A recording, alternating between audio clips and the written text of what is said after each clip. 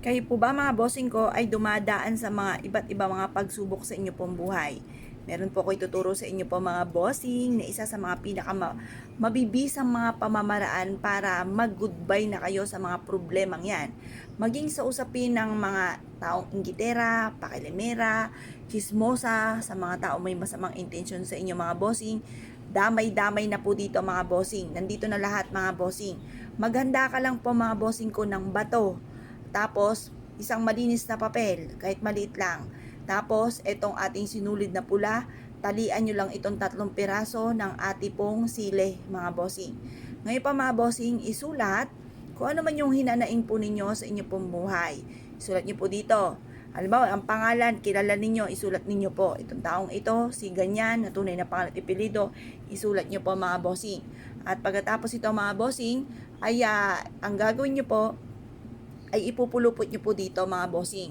Ngayon po mga bossing, pagtapos nyo po itong ipulupot, ay mas mainam na kayo po ay ipulupot nyo na rin, isama nyo na sa bato.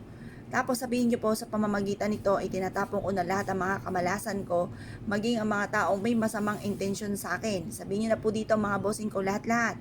At pagkatapos po niyan mga bossing ko, ay ibilad nyo siya sa sinag ng araw. Makatapos ng hanggang alas 8 gawin nyo po ito ng mga 6:30 or kaya po alas 7. Matatapos sa mga pampaswerte hanggang alas 8 lang po ng umaga, ibilad nyo po siya.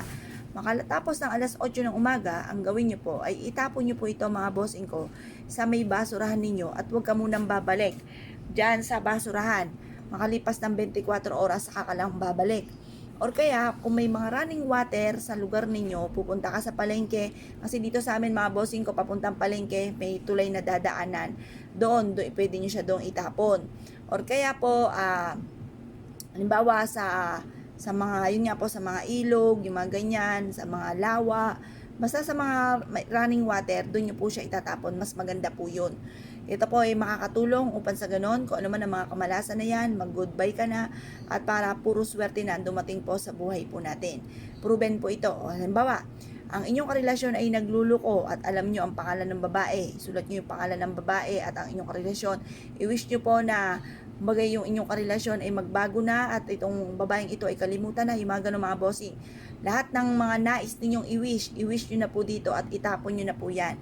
Para kayo po mga bossing ko ay hindi na nape-pressure, lalo na kung ang dami nyong iniisip, may mga anak po kayo, tapos nadadagdagan pa ang problema, instead na mag-focus kung saan magiging matagumpay, nadadagdagan pa ang inyong problema. Itapon na ang problemang yan mga bossing. Ito po isa sa mga makakatulong upang sa ganon, mag-goodbye problema ka na. Pagtapos syempre, huwag ka makakalimot magdasal. Pagtapos, i-mindset nyo panay mga magaganda. Huwag kayong mag-iisip ng pangit at huwag nyo isipin na hindi nyo kaya, laging kaya. Walang problema na walang solusyon. May iba't ibang pamamaraan lang na kailangan ay perpektong sangkap ng pagkakagawa upang sa ganun ay matupad ko naman ang inyong hihilingin. Kaya kung kayo pinaniwala at nais nyo po itong gawin, ay siya mga bossing, good luck po sa inyo po lahat.